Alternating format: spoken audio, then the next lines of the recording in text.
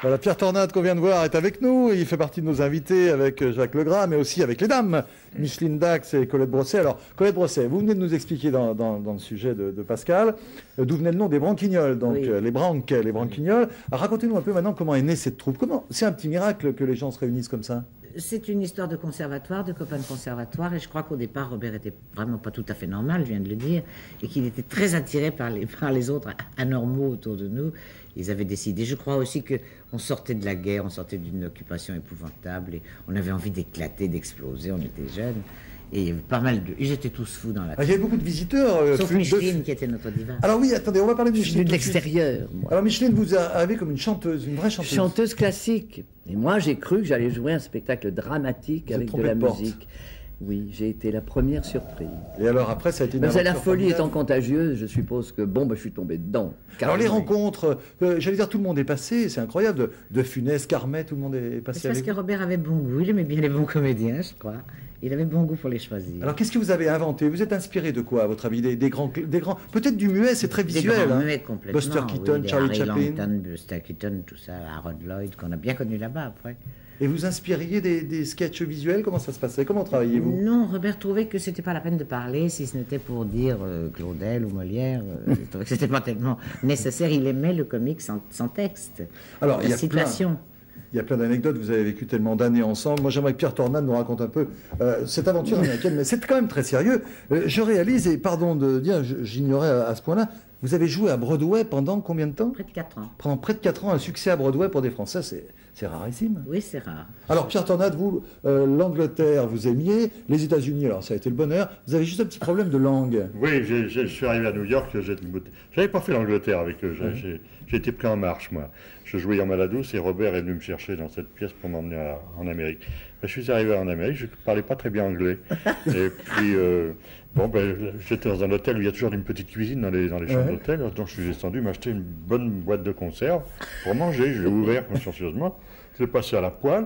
C'était très appétissant. Ça représentait un plat fumant, très décoré. C'est joli. Et alors, vos amis vous retrouvent et vous disent, que penses-tu de l'Amérique? Monsieur Legras, qui descend me voir dans ma chambre, il me dit, tu manges? Je dis, oui, mais c'est pas très bon, c'est dégueulasse. Je dis, qu'est-ce que c'est? Je sais pas, mais ça n'a vraiment aucun goût. Je mets du sel, du poivre. Alors, on va chercher dans la poubelle la boîte. Et il me dit, mais c'est de la nourriture pour chien. J'avais mangé comme ça, oui, oui. fort dog, c'est ça, une chose comme Oui. ça. Hein. J'étais tellement en colère qu'à un moment, je dis, tiens, je vais un coup de téléphone à donner.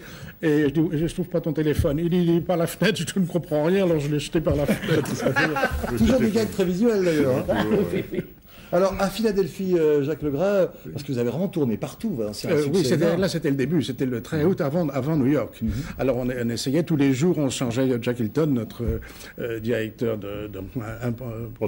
producteur, nous dit il faut changer tel sketch, je le mets plutôt à telle place et à telle place, et tous les jours on changeait.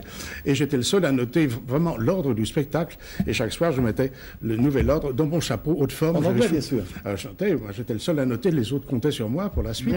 Et puis, Ferme, et au cours du spectacle, au moment, j'avais à saluer Colette et je lui fais « Madame », et de mon chapeau, j'ai vu une feuille qui partait comme ça dans la salle. C'était l'ordre des sketchs. C'était l'ordre du sketch. On s'est dit, bon, à partir de Tout maintenant, on sympa. va improviser.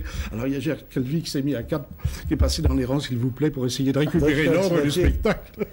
Mais enfin, c'était, au début, On ne pouvait était... plus continuer, là, on était vraiment complètement en Quel panne. est, quel est le regard que vous portez maintenant sur le comique? Vous avez apporté vraiment quelque chose au comique. Maintenant, il y a eu d'autres choses qui sont nées. Il y a eu la troupe Il y en des a bronzés, plein, les des splendides, etc. superbes. Vous pensez que tout ça... Il y a quand même une chose qui nous surprend quand on revoit les Branquignoles aujourd'hui. Je vois quand on préparait cette émission dans les salles de montage autres, tout le monde rit. C'est très actuel. Vous avez la sensation de cette que vous Je sais pas, perpétuez je m'en cette vais Même moi, les c'est- enfants, moi c'est ce qui m'a frappé. On a fait une projection dans un cinéma, donc sur un grand écran. On a devant un public complètement neuf, des enfants qui ne connaissaient même pas le nom de Branquignol et qui ont ri. C'est formidable. Eh ben, je peux vous proposer un reportage maintenant qui va vous intéresser, c'est de voir justement quel regard portent les jeunes sur vous avec Aïe, ces aïe, aïe. comédiens. Non, non, Il y vous a allez une voir. sortie de secours.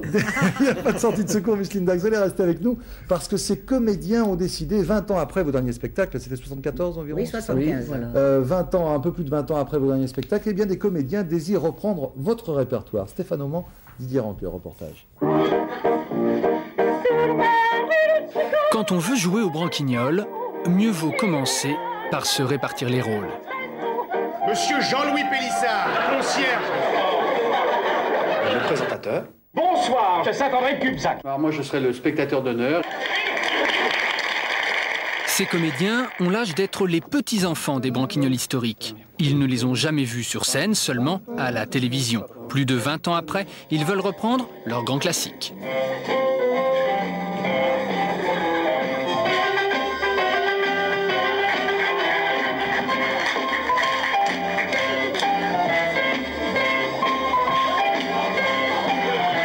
Nous, on connaît ça, mais parce que nos parents nous ont parlé. Il y a beaucoup de gens de notre génération qui ne connaissent pas ça du tout. Et on a vraiment envie de faire découvrir ça et de partager ça avec les gens de notre génération qui ne connaissent pas ça. Les Branquignoles originaux ont révélé toute une génération de comiques attirés par le burlesque et l'absurde.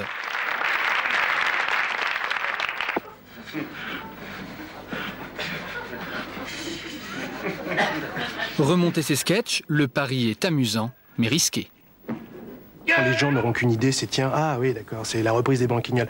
Ah oui mais c'est pas les Branquignoles. Bon justement c'est ça aussi, c'est l'avantage de reprendre un petit peu ça et de dire, ok, si les Branquignoles sont d'accord pour que nous on le reprenne, pourquoi pas être aussi bon qu'eux, voire meilleur quoi. Donc là, oui d'accord, voilà. Les Branquignoles ont fait des émules bien au-delà de nos frontières, car leurs gags visuels sont très proches de l'humour anglais. Ils étaient tellement en osmose avec cet humour-là qu'ils ont été pillés. Parce que quand on regarde certaines séquences de Benny Hill, on retrouve beaucoup de choses qui étaient chez les Branquignoles. Les jeunes comédiens vont donc se rôder en province, avant Paris, et puis, qui sait, peut-être un jour, Broadway.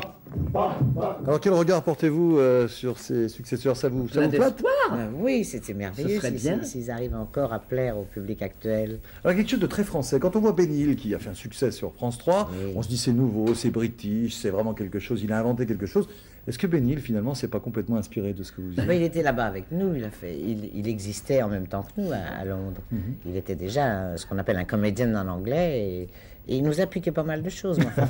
On ne sait peu ça finalement. Oui. Alors, dites-moi, est-ce que l'avenir, d'abord, je vais vous demander votre actualité, parce que vous êtes tous encore très... Allez, très vite. Très vite, alors moi je suis la plus rapide de l'Ouest. Vous avez amené un petit papier? Oui, parce que j'ai toujours oublié quelqu'un. Je vais jouer à partir du 23 de ce mois, donc à Saint-Maur. Nous partons en tournée avec les spectacles de Miel, avec une pièce qui s'appelle l'Audimatch, je ne sais pas si vous voyez, superbe. Nous sommes tous visés, de Robert Namias. Non, je ne siffle pas dedans. Mais c'est une mise en scène de François Guérin, et nous partons entre autres avec Alain Lionel et Jacques Duby, et toute la France, la Belgique, la Suisse. Pierre Tornade, on vous voit sur France 2 très souvent. Oui, on va recommencer avec Guy Marchand bientôt, encore 6 films de la série Nestor Burma. Et vous, qu'est-ce qui se passe en ce moment?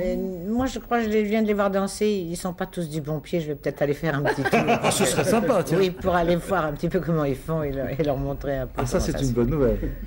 Eh bien, je viens de terminer un hommage sur Yvonne Printemps avec Niki Lancel. Et c'est au montage, je pense que ça va passer sur la chaîne. Bien, c'est bien. J'espère que ça va encourager tout le monde à aller dans les théâtres, à aller voir tout ce qui se passe de beau, notamment qu'il n'y a pas de championnat de France de football au niveau. Les Deschamps, il faut aller voir les Deschamps. Ah oui.